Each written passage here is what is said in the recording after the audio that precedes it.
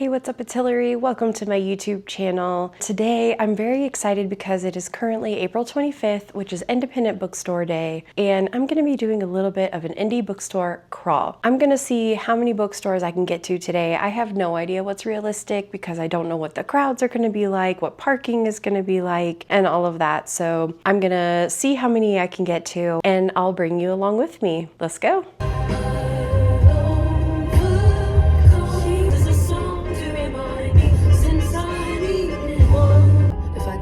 Or turn right, stay right, do stay breathing. Yeah.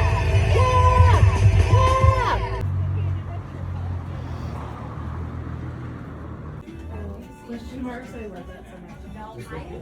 Do you want me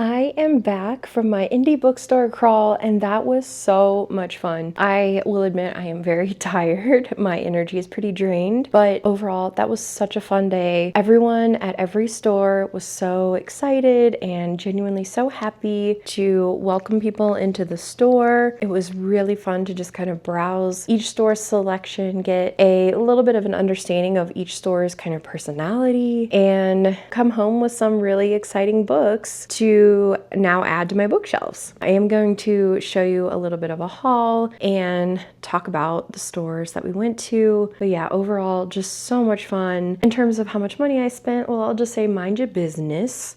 But also, one of the stores was a used bookstore where we have our book club, and I had like $100 of credits from bringing in just bags of books to trade in for credit. And so then every single book that I got at that store was technically free, right?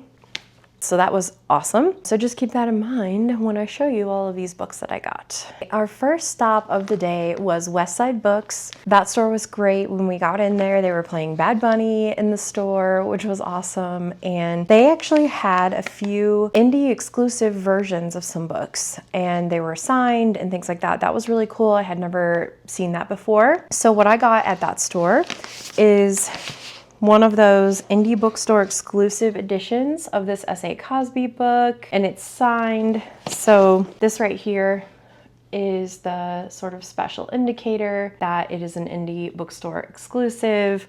And I've just heard so many good things about S.A. Cosby's writing, and the description on the back sounds really great. Stephen King said it was a fast-paced, bare-knuckle thriller. The Guardian said a superb character study wrapped up in a high-octane heist novel. Dennis Lehane said an urgent, timely, pitch-perfect jolt of American noir.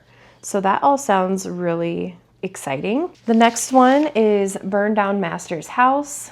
Now this is a book pick for one of my May book clubs, so I thought it was the perfect opportunity to pick this up. I was actually surprised by how small it is. You know, I'm excited every once in a while to have like a quick hit. So hopefully that's what this is. I also bought this awesome tote bag. I'm very excited about this tote bag. I think it's so cute and just perfect for the day. So then I ended up using this at every store we went to.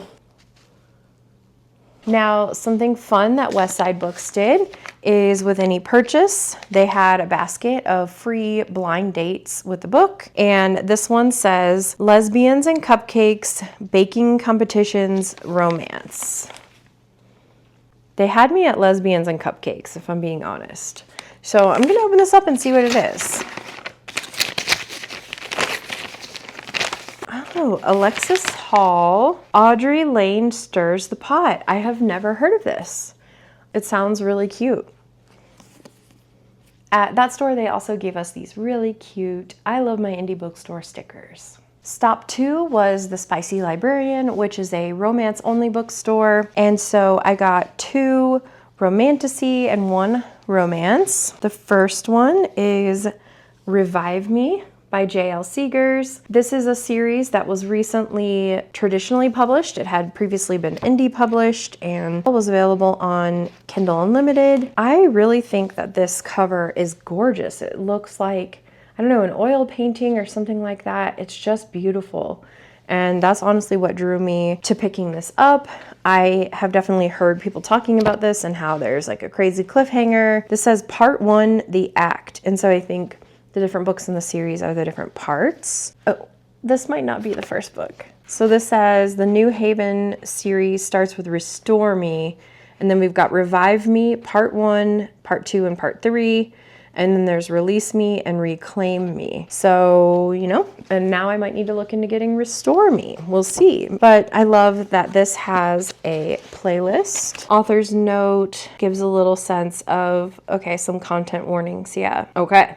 So in the author's note, it says, there won't be a happy ending for them in this book, but I promise you it's coming. Interesting. That must be like the part 1, part 2, part 3. Next, we have Beneath by Ariel Sullivan. I don't really know much about this, but the group of people that I was with a lot of them had read this and were saying it was so good. They said that this is actually a prequel to a trilogy that starts with Conform, but that they liked Beneath better and that it was totally fine to start with Beneath. Like, I don't have to read Conform before I read Beneath because this takes place hundreds of years before Conform. They said this is a dystopian romance. So, you know, I'm going in a little bit blind, but I trust their recommendations. I bet this one will be great. Something that was really cool that store was doing was giving out Denver Summit bookmarks. Denver Summit is our new female soccer team, so that was really cool. And throughout the store, they actually had little signs on certain books saying Denver Summit pick, because a player on the team picked that as one of their favorite books. The last book that I got at Spicy Librarian is Smoke and Scar.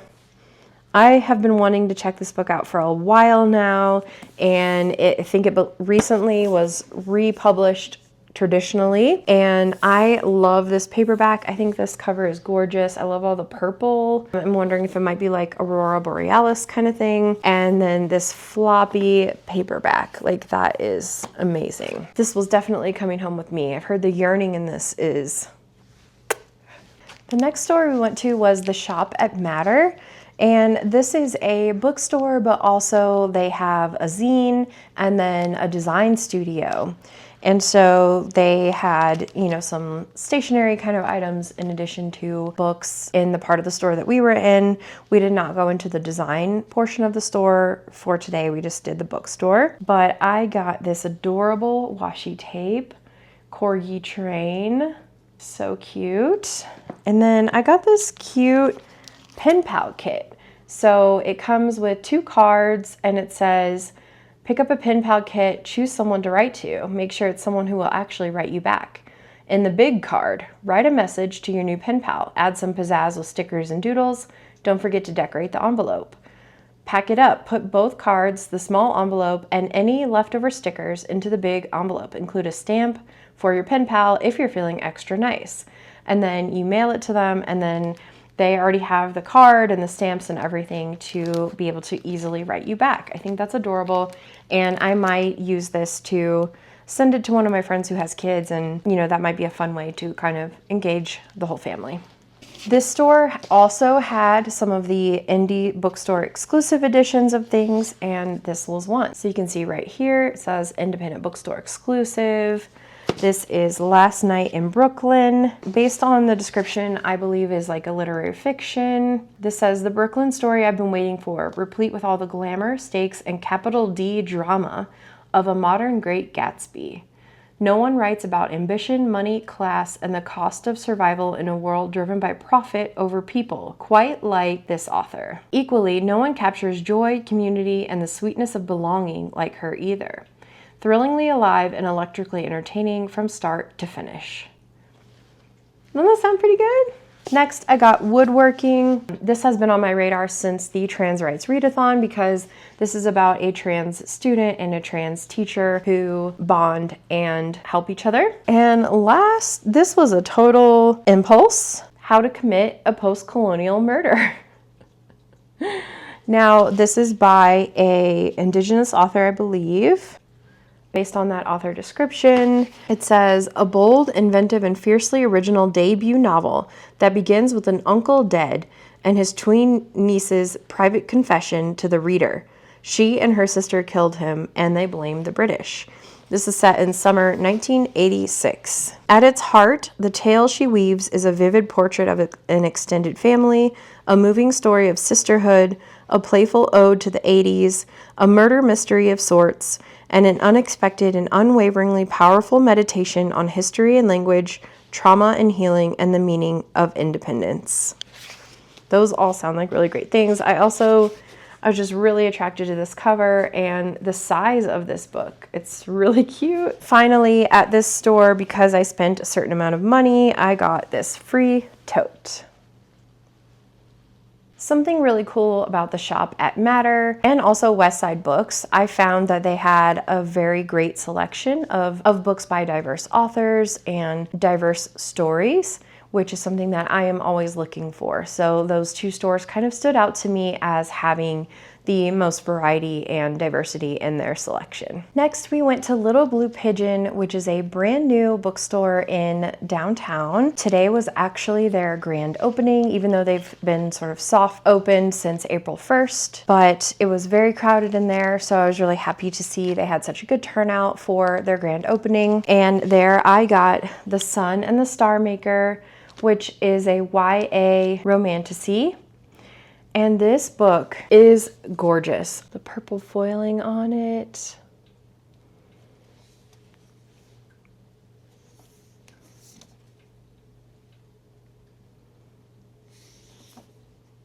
Look at those sprayed edges. That is just gorgeous.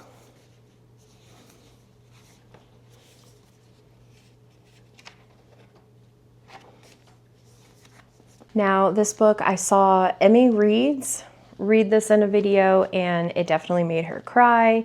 Also, one of my good friends has read this and enjoyed it, so I was sold. I also got this really cute bookmark by Milo and Molly. Just look at this, the aesthetic of these two. Wow, yeah.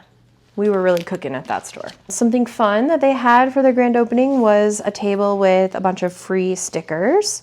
So I got this bookish sticker sheet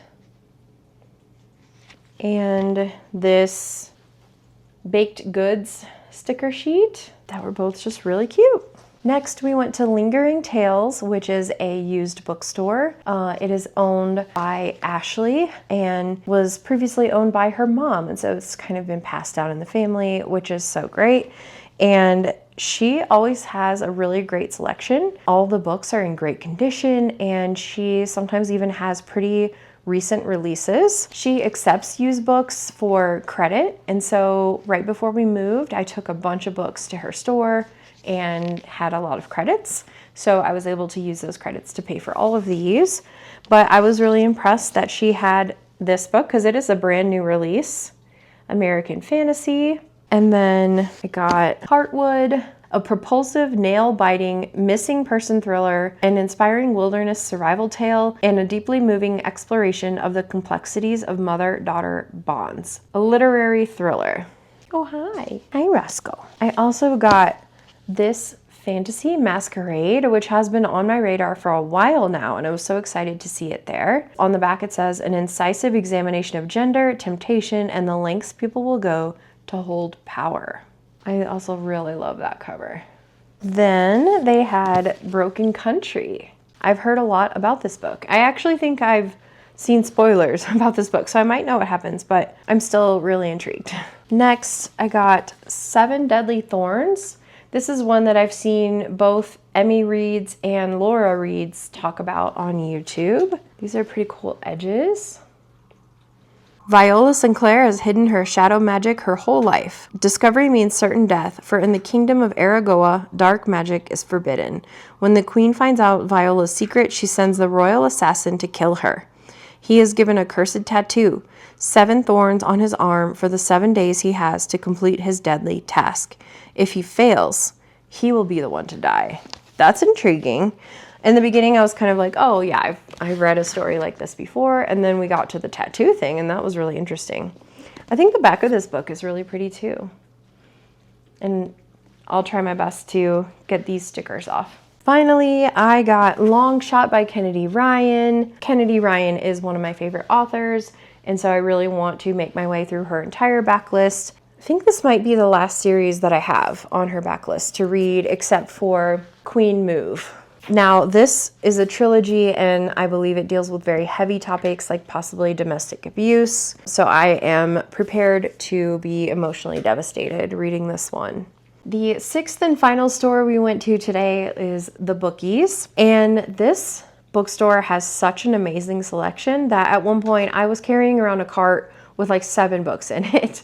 Thankfully, I only bought 2 books and then like a craft activity book. But yeah, I just was walking through the aisles like, yes, I want this. Yes, I want that. So what I ended up getting is The Fox and the Devil, which on the back it says it is an intricate gothic mystery in a richly imagined past, the tale of obsession, guilt, and serial murder, and a love story between 2 women dragging each other toward the light.